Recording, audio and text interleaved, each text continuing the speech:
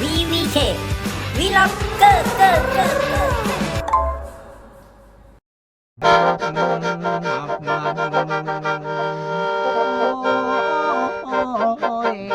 สักกระดงกระดิ่ง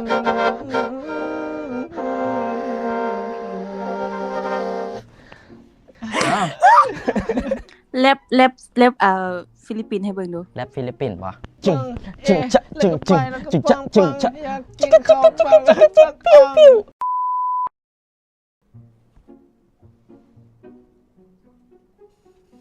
เนาะ แล้ว ที่เฮ็ดผีแห่ออกมาบ่ เอาใส่ผี มี เอาบ่ทันนอนหรือนอนตื่นแล้ว ยังบ่ทันนอน โอ้ เจ้าก็ยังบ่ทันนอน แมน ค่อยนอนตื่น ตายเจ้าพวกเด็ก ค่อยนอนตื่นแล้วค่อยเนี่ย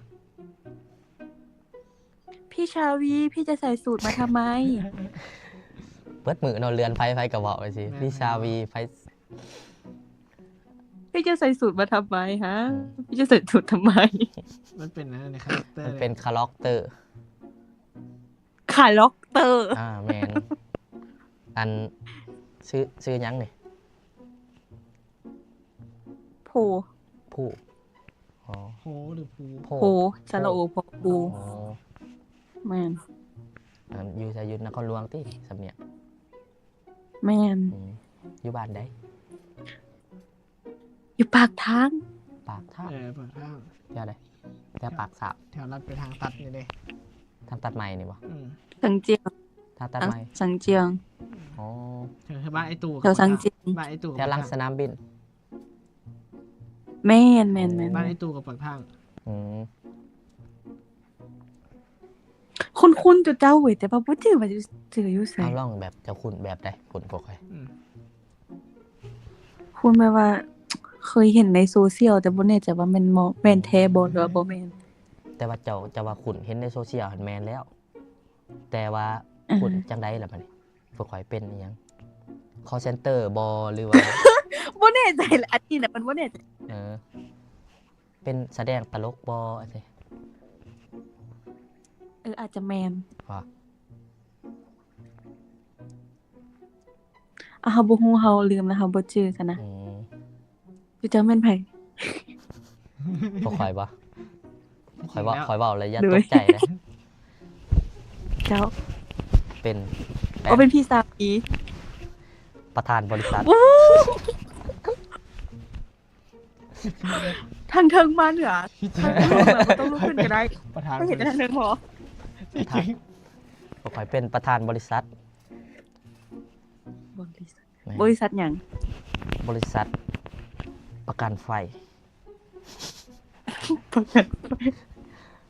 คือพวกข่อยไปขายประกันนี่ก็สิมีคนซื้ออยู่ว่าจะว่า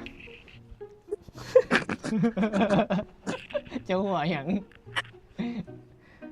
ว่าอย่างพวกข่อยตลกอันนั้นบ่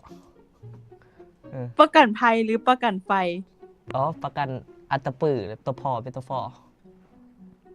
ประกันภัย ว่าเลยพงงอยู่ประกันไฟ ประกันไฟป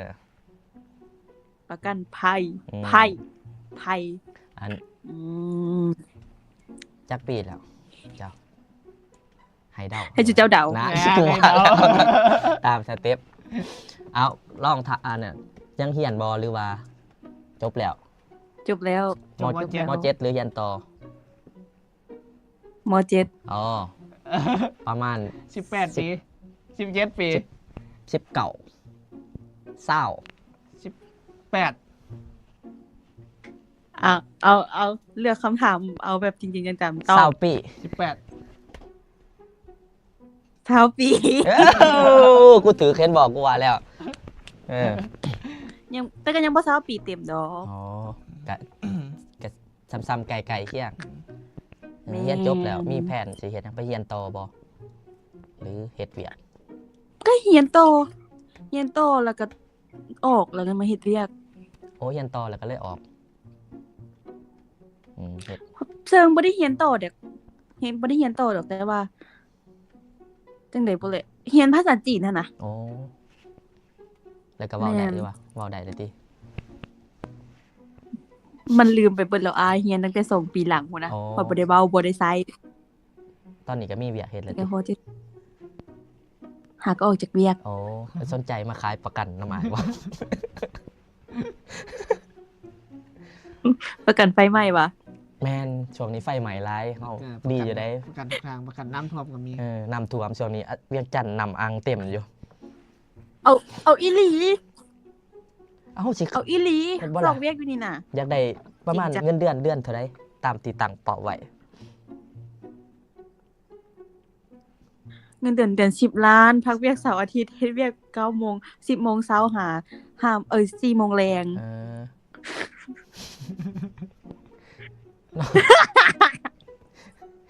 เงินเดือนเจ้าหลายกว่าข่อยเอง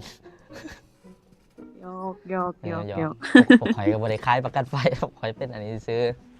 เป็นพี่สาวีซื้อมื้อนี้อืม เอาดีๆเจ้าแม่นไผกันแท้เฮาเริ่มงงแล้วเขาคือคุ้นหน้าแต่เขาขึ้นบ่ออกอยู่นะ เห็นบ่นี่ อืม อันนี้เป็นนักบิน เอ้าใส่สะเบาเห็นบ่นี่นักบิน มื้อนี้บ่มีเที่ยวบินก็เลยพักมาไลฟ์ ผักเพื่อกับบินยนต์สนามมาไต่แหละ อืม มาไต่ แม่นแต่ว่าช่วงหนึงเคยเฮ็ดย่นต์หลุดออกจากเลนนี่ขับย่นต์หลุด แล้วเขาก็เลยให้พักเวียกเพราะว่า อันยนต์บังคับมือกันวะ ย่นต์แท้นี่แหละเออเป็นนักบิน เอา แต่ก่อน ดี นั่นเองตอนอันเทคออฟเทคออฟกำลังสิขึ้นย่นต์กำลังสิขึ้นแล้วมันขับย่นต์หลุดออกจากเลนใครแต่บ่ไปต่ำอันนั้น อ้าว ก็เลย ห้อยพระอีหยังคือรถมาได้ อันพระแต่ก่อนหอยได้นี่คล้ายแล้วพระกับโบอยู เงินมามี เงินบุมีอืมพอยอเงาเงา แมน อืมประมาณสมมติว่าเงาในเลเวลแบบ0-100%นี่ประมาณเลเวลได้เงาแล้วก็พร้อมเงา ล้าน ลาดป้าดอันผู้บ่าวยังดีคือบ่อันบ่มีบ่แบบแซดล่มกับผู้บ่าว บ่ ผู้บ่าว มี หรือว่าผู้บ่าวนอนปะบ่หรือยังไงบ่มี เพราะว่านอนป้าเลย ผู้บ่าวนอนปะได้เนี่ยผู้บ่าวนอนปะได้นี่เออ โอ้แม่นก็เคยแบบว่าก็ล้มกันไปซื่อๆแต่เขาเฮ็ดเวียกเฮ็ดงานเนาะเขาก็ต้องนอนเขาบ่มีเวียกบ่มีงาน เขาก็บ่ต้องยอมเขาเลยเขาก็ต้องเฮ็ดเวียกเฮ็ดงานแข่งกับเขาเอื้อน หาก็ออกจากเวียกแต่สนะ มาขายประกันมา ยังบ่แล้วก็ประกันอีกเออ บ่สนใจนะประกันจะขับยนต์นะตอนนี้ โอ้ยอย่าขับยนต์อันผู้ขับก็ยังถือไล่ออกแล้วก็ ว่า ก็จะถึงไล่ออกอันนี้ผู้นี้ไปเฮ็ดเวียดได้3 มื้อ บ่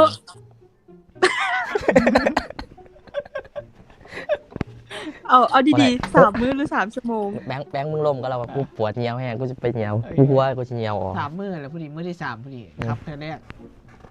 อืม หอยออกครับ ถึกไล่ออกเลย ถามว่าดีใจเบิดว่าจะได้เงินเดือนถูก เออ เฮ็ดเวียกสูงๆเด้ แม่น ได้เฮ็ดแต่3 มื้อนึงเนาะอันเวียกสูงๆกันนะ แม่นเฮ็ดได้3 มื้อ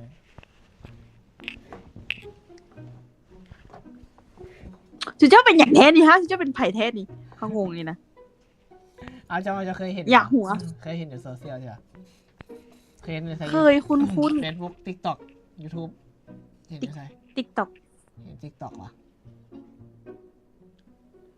อืม เห็นแบบเห็นประ ดู มาณ ว่า ไหน เฟซ เห็นประมาณไหน ประมาณนี้แหละ ประมาณนี้ใช่ปะ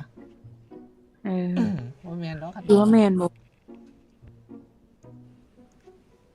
เฮาคิดบ่ออกนะมันเคยคุ้นๆภาพหน้าผ่านตานี่แหละ เห็นแบบไหนแบบเห็ดตลกหรือว่าเห็ดจังไหน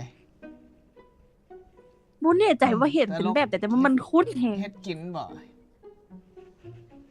บ่แน่ใจว่าเขาเจ็บเส้นของมันมา น่าจะเห็น เอาดี น่าจะเห็นน้ำโซเชียลแหละ นำคลิปส่งคนอื่นซั่นวะ อืมยังก็น่าจะเห็น เฮ็ดคลิปประมาณใด โซเชียลของไอ้บิ๊กไงกับของไอ้สุพนาบริษัทกับของวานาฟิล แท้ อืม โอ้แม่นว่า ว่าคันคุ้นนะบ่เห็นน้ำตัวใดก็เห็นน้ำอันหนึงแหละ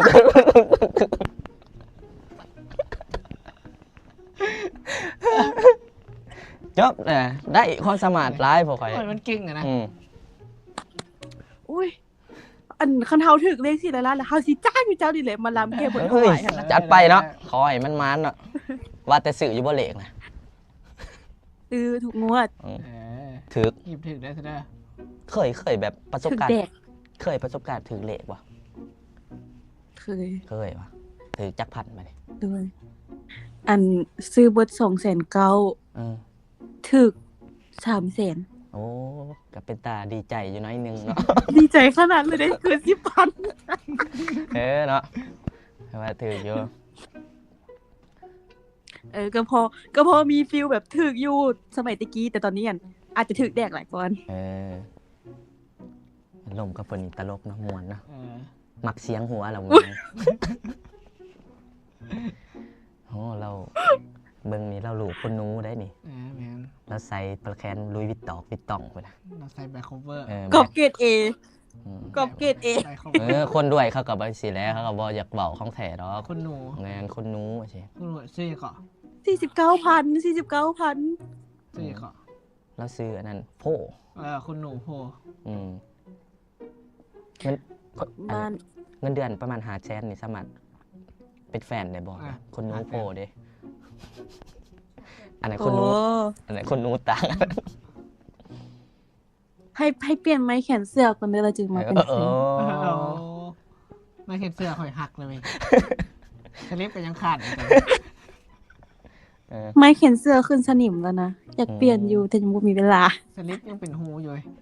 เป็นแฟนได้อยู่อ่ะ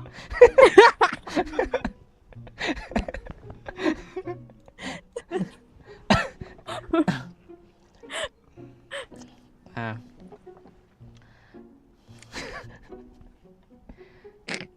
จะบอกเด้อ อืม จะเลื่อนดดแล้วบ่นี่คือว่าบ่เห็นบ่เจอแดน เกิดโดนเติบเกือบเป็นชั่วโมงอะเด้ โอ้บ่ค่อยเลื่อนแต่เที่ยงคืน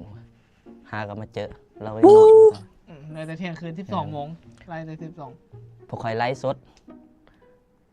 เลยสดว่า แม่นอันเดี๋ยวจะหน่อยขอยขออนุญาตเอาเจ้าลงอันนั้นเด้อขอยสิตัดเป็นท่อนมันตลกดีมันบ่ได้ลงนะ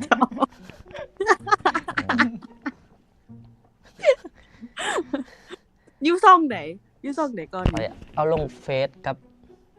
กับ TikTok TikTok อันนี้ไลฟ์อยู่ YouTube อันนี้ไลฟ์ YouTube สด ไล่ยูจาก YouTube เหรอ แม่น โอ้ กับบ่หลายคนเบิ่งแล้วมีแต่ลุงป้าอ้าวอ้าพ่อแม่ไอ้เอ้ยน้องอยู่ในนี่แหละ เออ สร้างสอง ก็ซัพพอร์ตกัน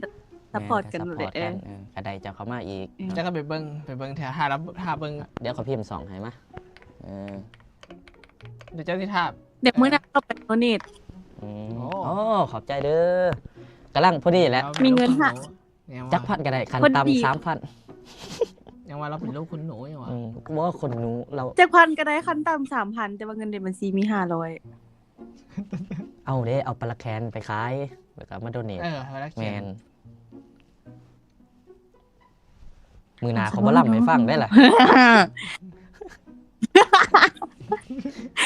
49,000อีกอันยังไปขายอยู่วะบ่ลอกบ่ดำจำนำบ่ได้ 49,000ก็น่าจะได้อยู่ประมาณ ร่างเรือของผู้บ่าวเราซื้อให้เด้ โอ้ เราไม่อยากขาย ผู้บ่าวละนวลป้าเด้มื้อนี้แม่นว่าลืมไปว่า แม่นนะ ลมกับเขาบ่อันนี้ อุ้ยอย่าไปเว้าลงโซ อันเด้อ เชียล YouTube ข บ่ อยเด้อ มี นะ เฟซมาสิ ขอยฟิล์มให้ จะยังลืมมันได้ โอ้ เขาจะบอกแคปไว้หันบ่เห็นเลยได้หั เอา น ขอให้จะแก้ข่าวเพื่อผู้บ่าวจะมีเอา อ่า มันเป็นการแสดงจากว่าดิ เออ มันเป็นการแสดง เออ บ่มี เออ แต่ก็แอบมี เอ เอ อ อเห็นกันยังเครียดได้ แมนโอ้ยเขาบ่เขียนดอกเพราะว่ามันเป็นการแสดง แมน บางทีผู้บ่าวเรามาเห็นอย่างนี้ผู้บ่าวเราหักเราหลายตื่มเออเท่ากันดีใจนะ อัน ยังก็ อันนี้เป็นช่อง YouTube หรือว่าช่อง TikTok อันนี้ เข้า ช่อง TikTok กันเดี๋ยว YouTube แต่ว่าคัน TikTok มันบ่มีคำว่าเวล็อกข้างถ่าย มีแต่แฮว VBK TikTok ซื่อ อ๋อ จะถามเบิ่งรถใน TikTok โอเค ยันเขาเห็น ๆบ่เป็นหยังเว้ยสิยันหยัง อย่าลืมไปเบิ่งไหนคันบ่แคปไว้บ่เห็นไหน อืม แค่ไปแล้วแค่ไปแล้ว จะไปแซดหาวันนะฟิวใช่ไหม ที่บอก หายใจ ไปพักวันนาฟิลเดอร์ เออโอเค เดี๋ยวสิขอมีแฟนสิฝากน้องวันนะฟิวนำอีก เฟเด้ เออ แม่น กำลังหาคาแรคเตอร์ให้เฟยอยู่ตอนนี้ โอเคอุ้ยในที่สุดก็เจอคนที่พักวันนาฟิลได้แล้ว ใครขอสงสัยได้เนาะ เออ เออ เพราะว่าปกติที่ผ่านมาก็คิดว่าเป็นแม่ของฟิวบ่เป็นคนพากย์เองหรือว่าเป็น คอย ไผ อ่าน เป็น คอมเมน ป้า ต์อยู่ บ่ เลยขอยอ่านคอมเมนต์อยู่ขอยก็เห็น เออ ขอยเห็นขอยก็บ่บอกก็ได้ขอยก็ปะเป็นความลับเลย บางคนก็ว่าแม่บางคนก็ว่า อุ๊ยเดี๋ยวดิ พ่อ วันนี้ความลับถูกเปิดเผย อันสบายใจนอนรับเลยเนาะวันนี้ ดี แม่นอู้ อย่างน้อยก็ดีใจเนาะดีจนลืมผู้บ่าวนอนปะเนาะมื้อนี้เออ โอ้ย อย่าพาหัวหลายนึงเขาเห็นคลิปมื้อแรกแน่นอนให้เด้อ เออมื้อแรกสิเลื่อนอีกบ่อันนี้ อาจจะ อาจจะคันบางทีมีอันนั้นคันมีกรรมต่อกันก็สิเจอกันเนาะ คันมีกรรม ก็ ก็สิเจอ บางทีอาจจะได้แบบไปขายประกันภัยน้ำกัน โอ้ดีแล้วมีพนักงานมาเพิ่มเนาะ อย่าง tell you her a singer เดี๋ยวขอแปะคอมเมนต์แป๊บหนึงนะบอกเก่งอังกฤษปานใดเราบอกว่าแป๊บหนึงเน็ตสะ บางทีมื้ออื่นจะเจ้าปัดเฮาบางทีเฮาเอาปัดตั้งแต่แบบช่วงแบบยังแรงๆอหย่างซี่หั่นนะเฮายังบ่อาบน้ำบางทีเจ้าอาจจะบ่จื้อเฮาก็ได้ อ๋อ เป็นยังไง แต่ว่าจังได้กะยาจะต้องปัดใช้มุมกล่องมุมเก่าจะต้องตั้งกล่องมุมนี้เลย สมมติอาจจะต้องจับขึ้นคอยเบิ้งที่บางที มุมนี้เลยว่ะ มืออื่นจะตั้งมุมใหม่ได้ จ้ะ จ้ะ ตั้งมุมใหม่เลย อืม เอามื้ออื่นตั้งมุมนอกห้องได้ซั่นนะเอา อืมเจ้าก็ฟัง บ่แต่บ่เป็นหยังเขาจื้อเจ้าได้ เจ้า อ่า เจ้าก็ฟังเพลงลาวบ่มักฟังเพลงลาวติมักอยู่บ่ ก็ฟังอยู่ก็ฟังอยู่ มีเพลง ฟังแบบลำตั้งหวาย อ๋อ สาวเสียงขวางสาวปุ้ง จัดมาพอแล้ว ยังติดใจกับอันลำอินโทรอยู่ เราเป็นตัว อืมอันจะ FC วันนฟิวเนาะอืม แม่ง สื่อเสือวันนฟิวใช่ปะ บ่ทันซื้อ ว่าท่านสื่อมันเบิดก่อน มีอยู่ห้องมีนะกับวันนฟิว มีปะ มี เสือมาจะใส่ เสื้อบักเสือมัน แกะแล้ว ปะนี่ ยังบ่ได้ในนุง แกะและวะ ยังบ่ได้ในนุงแต่ว่าเสือของเขาเจ้า ใครต้อง สื่อแล้ว แต่เขาเจ้าลืม ใครต่อยเฮา ว่าต้องล่มต่อกับเสิร์ช อืม เสือของเขาเจ้าก็จะสื่อแล้วก็ลืมอยู่นี่ มันเป็นอันนั้นแล้วเราก็บ่ได้ ใคร เฮ็ด ต่อยเฮาเราบ่ฮู้ดอกเฮากระตัดตอนนี้ออกทิ่มแล้วจะเอามาขายให้เฮาบ่ต้อ ว่าง สิ ให้เฮา ฮู้ ฮู้ ตอนเราเบิ่งคลิปนี่แหละ ตัดทิ่ม อืม เทคนี้ตัดทิ้งนะคะ ถือว่านี่เห็นว่าเสือวันฟิวประมาณเท่าไหร่วะละไป จักบ่ฮู้ แล้วเสือวันฟิวบางแพงเรายังสื่อได้เราเป็นคนนู้กูพาแล้ว นั่นแหละ เราติซื่อ คุณหนู ๆแมน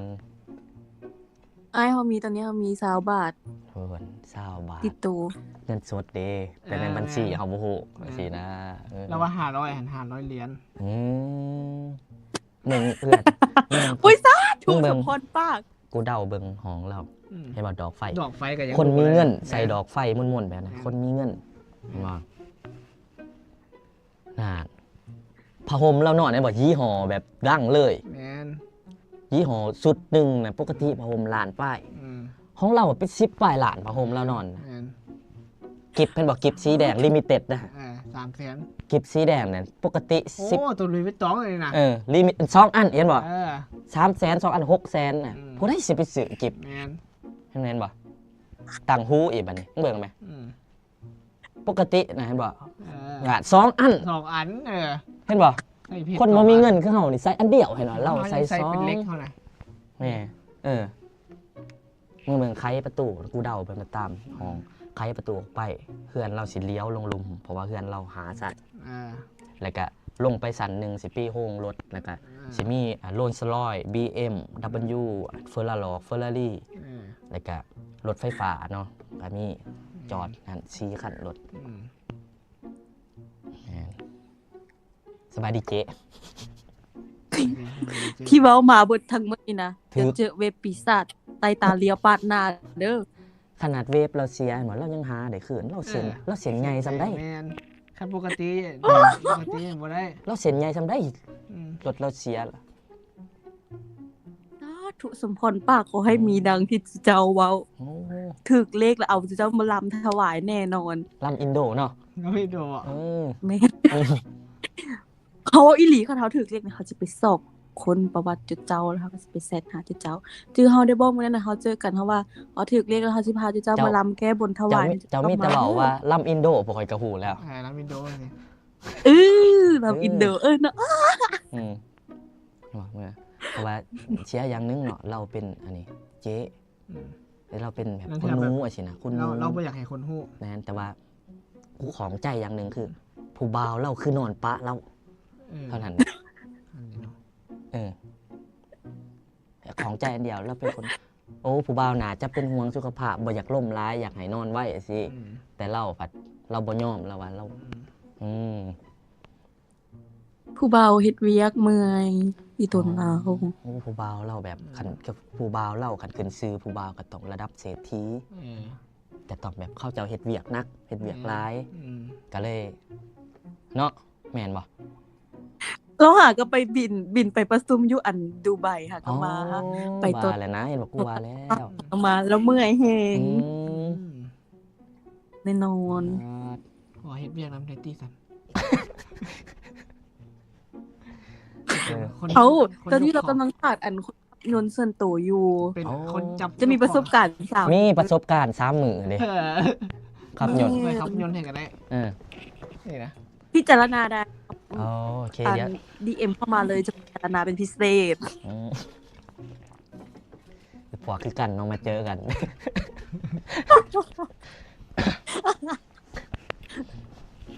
FC วันนฟิวนี่เป็นแบบนี้เบิดบ่ ยังวะ กูจะ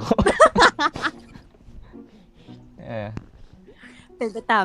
ตามเสียงภาคของวันนาฟิล อ๋ออ๋ออันบกสิปกติกินข้าวเสาร์นี่แบบ อันข้าวบอข้าวเวียเลยครับแซลมอนบ่ แม่น อ๋อ ขอกินที่สันหวานกินข้าวแต่เมื่อคื แบ น บ เนี่ย เรือบ่แบบที่มันกินบ่เบิดอะสิใส่กล่องไว้นะ อันปกติเวลากินเหลือแล้วเขาจะให้หมาซีบาวาอยู่เงินกินเหรอ เนาะ เออ คนนู้นดี เออ อืม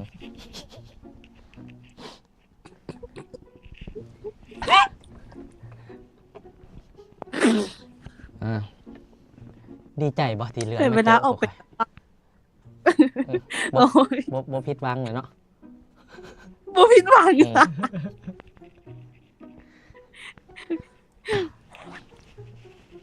บ่ผิดหวังทางได้ฮู้ว่าไผอยู่เบื้องหลังของวันนาฟิลก็ดีใจ อืม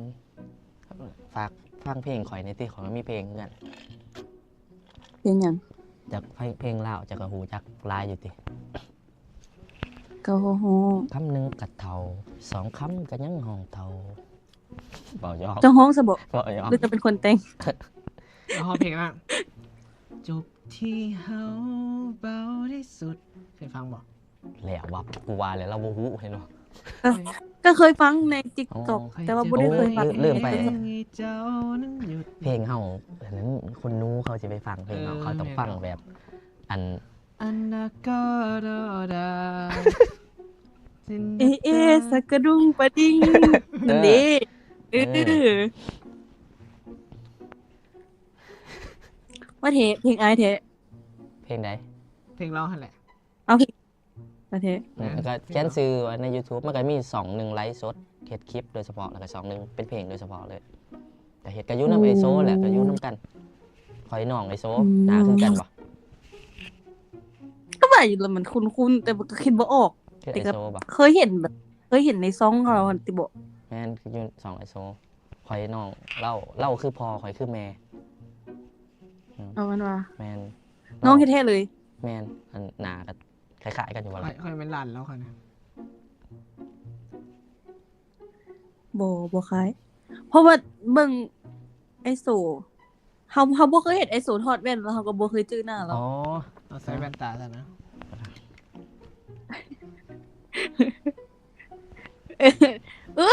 อันจะคือเด้ เหรออ๋อคอย เพราะวันนี้ลูกไอโซเราจะใส่แต่แว่นเด้ แมนเราคาแรคเตอร์เราแล้ว แม่น ท่านอันนี้ผ่าปิดปากเอง คันว่าปิดปากนี้คันบ่เปิดออกมาก็คือเขาก็คิดว่ามันไอโซเลย ปากเขาในไอ้กบนะ โอ้ เขาจะบอกเขาเรามาบอกให้เราเอามาเลยนะ อ๋อก็คือเนาะ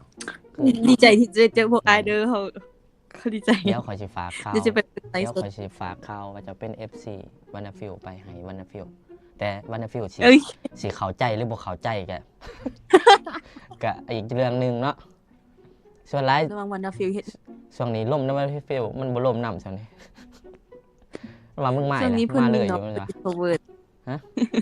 ช่วงนี้ มีน้องแล้วจากเป็นอินโทรเวิร์ต หลินแต่ของหลินช่วงนี้ เห็นแม่ถ่ายลงถ่ายแต่น้ำฮูบตุ๊กตา มันมักตุ๊กตามักอย่างว่าอันไอเสือ ไอ้เสือ ไอเสือสีเหลือง ไอ้เสือ FC ก็จะซื้อให้มันก็ดูดเด้มันดูดอันนั้นดูดดั้งไอเสือน่ะดูดจนหลอนสิอืม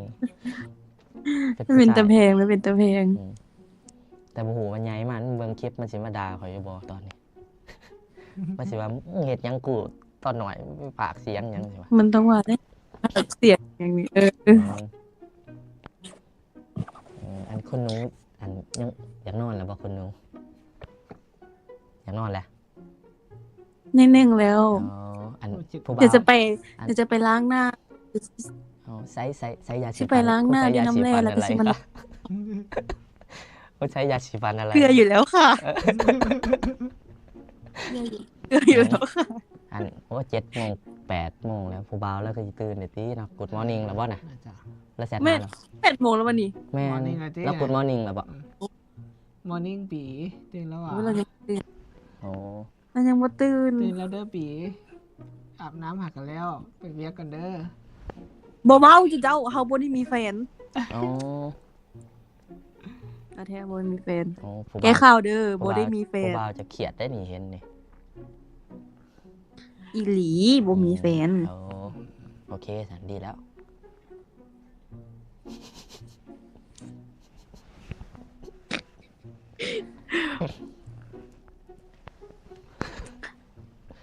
โอ้ยว่าไงล่ะ ว่ากระได โอเคก็ไปก่อนเด้อซะนะอ้ายไปขายประกันภัยต่อซะ โอเคอัน โอเค โอเคคุณ ไป หนู เจอกันใหม่ เจอกันเด้อคุณหนูเด้อขอบใจเด้อ เดี๋ยวไป ที่ติดตาม เบิ่งใน TikTok เด้อสิเป็นใน โอ TikTok เคแต่ขอลืมเลคคอร์ดกี่นี่ เดี๋ยวขอจะไปแคปเอาอยู่ YouTube เอา โอเค ลืมบันทึกกี่นี่ จะถูกบอก ลมกันม้วน แคปเอากันตัด ไปแคปเอาไปแคปเอา สิไปแคปว่าอุ้ยลำอินโดให้ฟังอีกแน่สิว่าสิไปคอมเมนต์แบบสิว่า โอเคบายบาย เดี๋ยวเขา ถึงเลยอย่าลืม บ๊าย เด้ บา อย บาย โดยคือกัน